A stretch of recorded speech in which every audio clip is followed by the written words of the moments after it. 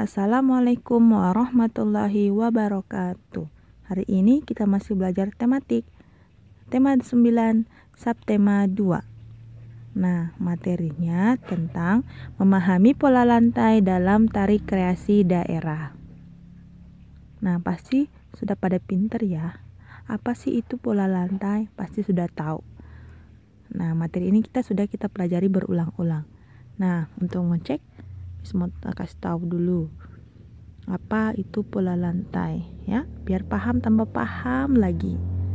Nah, pola lantai adalah bentuk perpindahan, pergerakan, dan pergeseran yang dilakukan oleh penari. Jadi, kalau orang yang menari itu tidak hanya berdiam diri di tempat aja, tapi mereka berpindah, bergeser, dan bergerak. Nah, seperti pada gambar, mereka melakukan pola lantai apa ayo? Ya, pola lantai garis melengkung. Sama juga gambar kedua, dan yang gambar ketiga adalah pola lantai garis apa yang mereka gunakan. Nah, untuk kita belajar lebih lanjut lagi, kita pelajari dulu jenis-jenis pola lantai tarian. Nah, jenis yang pertama ada pola lantai vertikal atau lurus. Ciri pola lantai vertikal atau lurus adalah penari membentuk garis vertikal, yaitu garis lurus dari depan ke belakang atau sebaliknya. Nah, pola lantai ini banyak digunakan pada tari klasik. Pola lurus memberi kesan sederhana tetapi kuat. Nah, ingat ya, kesannya sederhana tetapi kuat. Ya, untuk vertikal atau lurus. Nah, berikut gambar pola lantai vertikal. Yang kedua, pola lantai horizontal. Nah, saat ini sama halnya dengan pola lantai vertikal. Pada pola lantai horizontal, penari juga membentuk garis lurus, yaitu garis lurus ke samping, entah itu samping kanan, dari kanan ke kiri atau kiri ke kanan ya. Horizontal. Berikut gambarnya. Sama aja ya gambar yang tadi. Nah, sekarang yang ketiga, pola lantai garis apa? Nah, sekarang yang ketiga, pola lantai diagonal. Nah, pada pola lantai diagonal, penari berbaris membentuk garis menyudut ke kanan atau ke kiri. Nah, ini garis menyudut ke kanan. Kalau yang ini diagonal atau silang, ini menyudut ke kiri. Yap.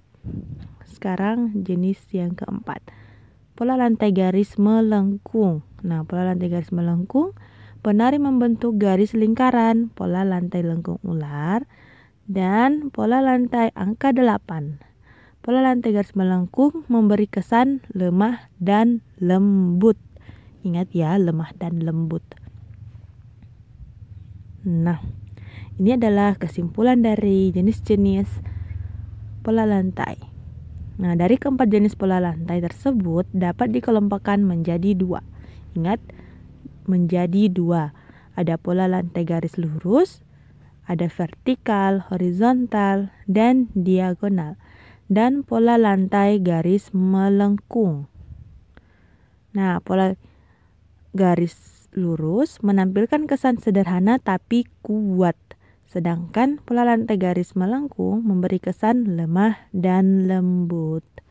Nah, jadi ingat ya, kalau lurus itu sederhana tapi kuat.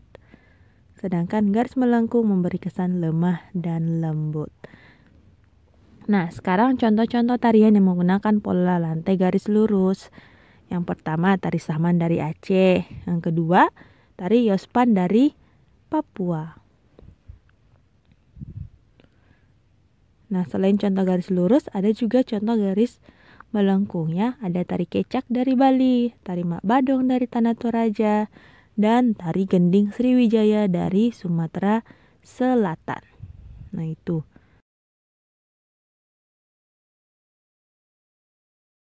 Tugasnya mencari informasi dan mempraktekkannya. Nah, ini sudah tulis 3 tarian, ada tari Mak Badong, tari Gantar, dan tari Saman. Nah, apa yang harus kalian lakukan? Yang pertama, A. Carilah informasi selengkap-lengkapnya tentang ketiga tarian di atas. Mulai dari asal-usul tarian, pola lantai tarian, kostum tarian, dan kegunaan tarian tersebut. Jadi, kalian harus mengetahui info tentang asal-usul tarian ketiga tarian itu ya. Pola lantai ketiga tarian, kostum tarian, dan kegunaan tarian itu. Nah, bagian B, buatlah video tarian memperagakan beberapa gerakan tari saman. Hanya tari saman saja ya. Gak boleh yang lain, hanya tari saman. Nah, buat video lagi. Nah, kamu dapat melihat contoh gerakan tari saman melalui YouTube. Oke? Nah, sekedar informasi, besok kita ulangan harian. Nah, pelajari materinya kembali ya. Oke? Assalamualaikum warahmatullahi wabarakatuh.